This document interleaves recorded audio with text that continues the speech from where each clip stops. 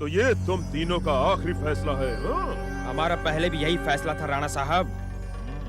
राणा साहब, आपके कहने से हम चोरी, लूटमारी, सेंधमारी, हत्या जैसा हर पाप करते हैं, लेकिन संतोषी माता के मंदिर को लूटने की बात हम सोच भी नहीं सकते। ऐसा घोर पाप करके हम अपना परलोक बिगाड़ना नहीं चाहते। तो ये पत्थर की मूर्ति तुम तीनों का परलोक बिगाड़ देगी, हाँ? ऐसी मूर्खतापूर्ण बातें मत करो। संतोषी माता के मंदिर का खजाना यदि हम लूट लेंगे तो हमारी 7 पुश्तें राजा महाराजाओं की तरह राज करेंगी, राज। हमें ऐसा कोई राजपाट नहीं चाहिए राणा साहब। तुम मेरे टुकड़ों पर पलते हो और मुझे जवाब देने की भूल कर रहे हो तुम। राणा साहब, आप हमारे प्राण ले लीजिए, हम उफ न करेंगे, लेकिन संतोषी माता के मंदिर को लूटने का हुक्म न दीजिए। संतोषी माता की महिमा चमत्कारी है और आप भी ऐसा घोर पाप करने का विचार त्याग दें, नहीं तो माता संतोषी का क्रोध हम सबको संकट के भयानक नरक में धकेल देगा।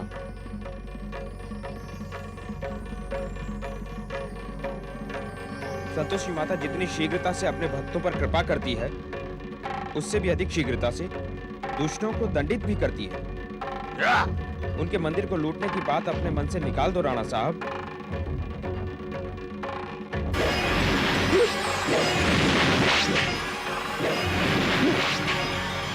राणा साहब, मैं सोचता हूँ कि आखिर मंदिर लूटने में बुराई क्या है? अगर ये पत्थर की मूर्ति हमें नरक जैसे संकट में धकेल सकती है, तो उसने हमें उस समय क्यों नहीं उभारा जब हम नरक जैसी जिंदगी बिता रहे थे? अगर आप नहीं होते तो हम लोग कब के भूख और प्यास से तड़प कर मर चुके होते। बहुत खूब, तुम्हारी बात सुनकर हम खुश हुए। हमारे साथ काम करने वाले आदमियों के सामने केवल 2 रास्ते होते हैं, या तो जिंदा रहकर हमारे साथ काम करें या फिर। मूर्खता मत करो तुम लोग, बेवजह राणा के हाथों मारे जाओगे। और लोग सुधारना चाहते हो? राणा तुम्हारा ये जन्म भी बर्बाद कर देगा। बोलो, क्या चाहते हो तुम लोग? मौत या राजपाट का सुख? तुम ठीक कहते हो मलखान सिंह। राणा साहब ने हमें संकटों के भयानक नरक से उबारा है, जिंदगी का सुख और आराम दिया है। अब हम किसी नरक से नहीं डरते, हम मंदिर जरूर लूटेंगे। जो सबकी राय है राणा साहब, वो मेरी भी। अब हम मंदिर जरूर लूटेंगे। आज दीपावली की रात है, सभी गांव वाले मंदिर में उत्सव मनाकर गहरी नींद में सो रहे होंगे। संतोषी माता का मंदिर हम अभी लूटने चलते हैं। भोलानाथ, तुमने दीपावली के वार्षिक उत्सव के सफलता का श्रेय लूट लिया आज। सब संतोषी माता की कृपा है बाबा। सुनीति बेटी, जी पिताजी। आज मैं बहुत थक गया हूँ। जाकर मेरी जाप की माला तो ले आओ। मैं माता का जाप करूंगा और सो जाऊंगा। जाओ। जी पिताजी।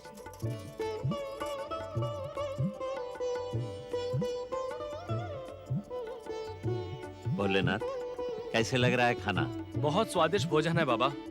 बाबा, मंदिर से माला लाकर आपने कहाँ रखी थी?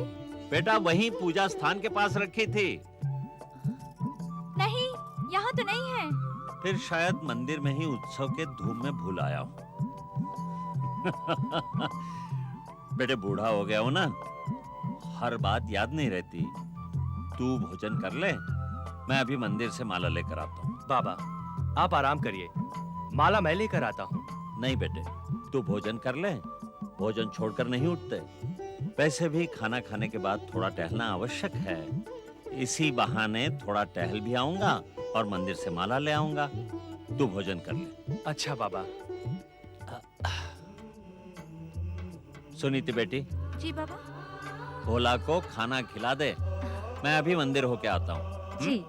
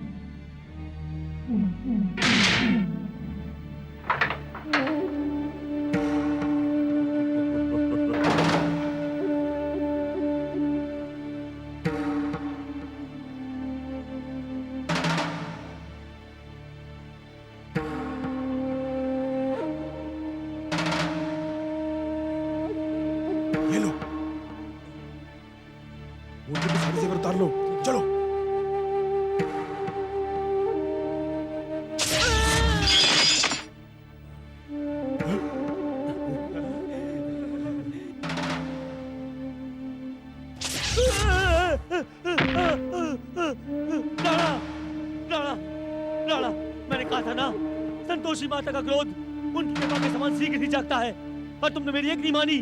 अरे मूर्ख, तू इस पत्थर की मूर्ति से डर रहा है, हैं? देख, मैं इस कंठहार को कैसे नोच लेता हूँ। पापी, शर्म नहीं आती तुम्हें? माता का मंदिर लूटने आए हो, अधर्मी हो, माता के गहने लूट रहे हो। शर्म नहीं आती तुम लोगों को? चोर चोर चोर!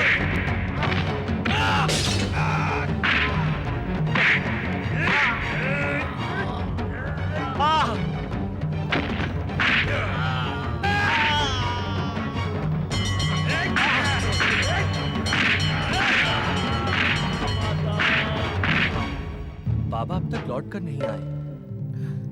बाबा का क्या है, वो मंदिर में ही बैठकर माला जपने लगे होंगे। पर मुझे तो हवेली लौट कर जाना है। अच्छा चलो, हम देख कर आते हैं। चलिए।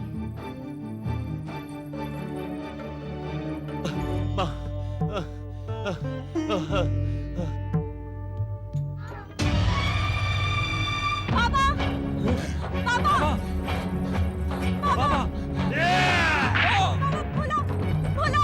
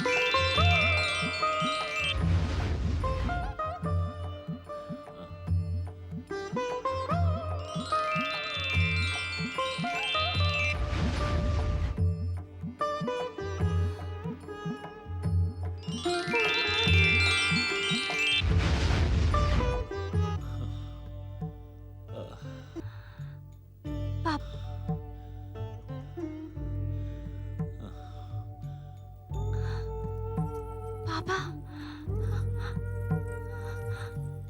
बाबा! बेटी, बोला भोला! बाबा! बोला बेटे। बाबा आप ठीक है ना? हाँ बेटे। बाबा आपके सर से खून बह रहा है। बोला बेटा, तुम्हारे सर से भी तो खून बह रहा है। लेकिन बेटा, आज तूने मेरी लाज रख ली बेटे, लाज रखी। संतोषी माँ की लीला अपरंपार है। जय संतोषी माँ। तुम्हारी मूर्खता अपमानित करने योग्य है पाप। तुमने अपना नाम कलंकित किया है। दुष्ट राणा की सहायता करके तुमने भयानक भूल की है। क्या? मैंने कोई भूल नहीं की, दत्त करो। यदि पाप शत्रु गणेश की पुत्री देवी संतोषी हमारे आड़े न आती, तो मेरे पहले ही प्रयास से संसार में भक्ति भावना खंडित हो जाती। क्या? मूर्ख! यदि तुम्हारा कार्य संसार को भ्रमित करना है, तो शुभ शक्तियों का कार्य संसार को ज्ञान, भक्ति और धर्म के मार्ग पर चलाना है। वे तुम्हारे हर काम में आड़े आएंगी। किसी के आड़े आने से पाप भी तय होता। दत्त करो। पाप को अपनी पापी शक्ति पर पूरा विश्वास है। किसी कार्य की सफलता व्यक्ति के विश्वास पर निर्भर करती है, परंतु अति विश्वास सफलता को असफलता में बदल देता है। और तुम्हारे कार्य का विश्वास अभिमान और अहंकार में बदल रहा है, जिसका परिणाम कभी सुखद नहीं होगा।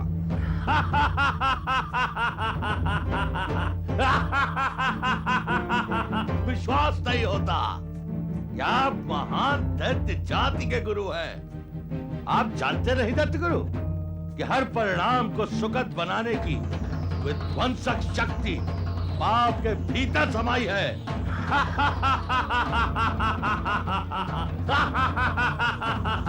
सावधान पाप, तुम्हारा अहंकार सर्वनाश के उस अंतिम मार्ग की ओर बढ़ रहा है जहां से लौट कर आना असंभव है। संभव को संभव बनाना पाप को भली भांति आता है दैत्यगुरु। यदि तुम्हारे भीतर परिणाम को बदलने और असंभव को संभव बनाने की शक्ति है, तो राणा के माध्यम से किया गया तुम्हारा प्रयास असफल क्यों हो गया? तुम्हारा लज्जित होना तुम्हारी असफलता का संकेत है। यदि तुम अपनी मूर्खता से संसार में पाप का साम्राज्य स्थापित करना चाहते हो, तो अपने अभियान को अभी इसी समय रोक दो। नहीं दैत्यगुरु, नहीं। संसार में पाप के पापी साम्राज्य को स्थापित करना पाप का एकमात्र कर्तव्य है। आप मुझे क्षमा कर दे दैत्यगुरु, मेरा मार्गदर्शन करें दैत्यगुरु।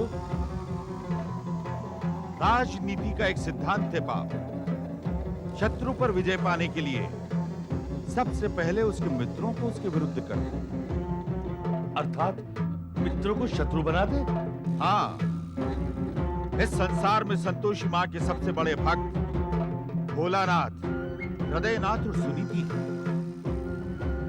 उनके समीप रहकर उनके परिवार, सगे संबंधियों और मित्रों में फूट डाल दो, फिर वही होगा जो तुम चाहोगे। वही होगा दैत्यगुरु, वही होगा। भक्त और भक्ति पाप का भोजन हो जाएंगे और संसार में पाप का साम्राज्य होगा। आप धन्य हैं दैत्यगुरु, धन्य हैं आप। अब संसार में पाप के पापी साम्राज्य की स्थापना निश्चित है।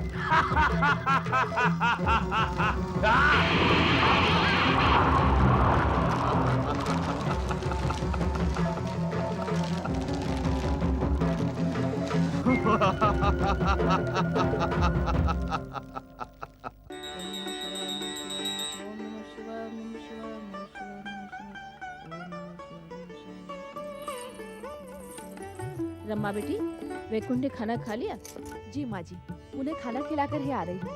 फिर जल्दी से भोला की थाली में लगा दे, नहीं तो घर से भूखा ही चला जाए। पता नहीं सारा दिन काम मारा मारा घूमता रहता है। ये तो घूमने फिरने की ही उम्र है माँ जी।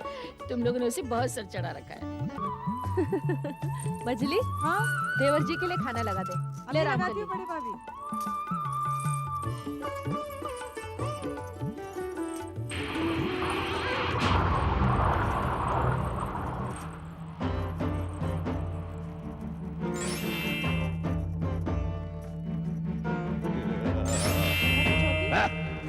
क्या सोच रही है? चल जल्दी से देवर जी के लिए खाना लगा। रामकली, तुझे अकल है कि नहीं? झूठे बर्तन तू रसोई में धो रही है। चल बाहर निकल, बाहर निकल। दिन के बर्तन तो मैं रोज यही धोती हूँ भाभी जी। आज से तू ऐसा नहीं करेगी। बहुत जबान चलने लगी है तेरी। चल निकल, मैंने कहा ना निकल। इतने साल हो गए हवेली की सेवा करते करते, आज तक मुझसे ऐसी बात नहीं की किसी ने। रामकली, तुमसे जितना कहा जाए उतना करो। रसोई में बर्तन धोना अच्छी बात नहीं होती। चल बाहर जा। अरे चल उठा।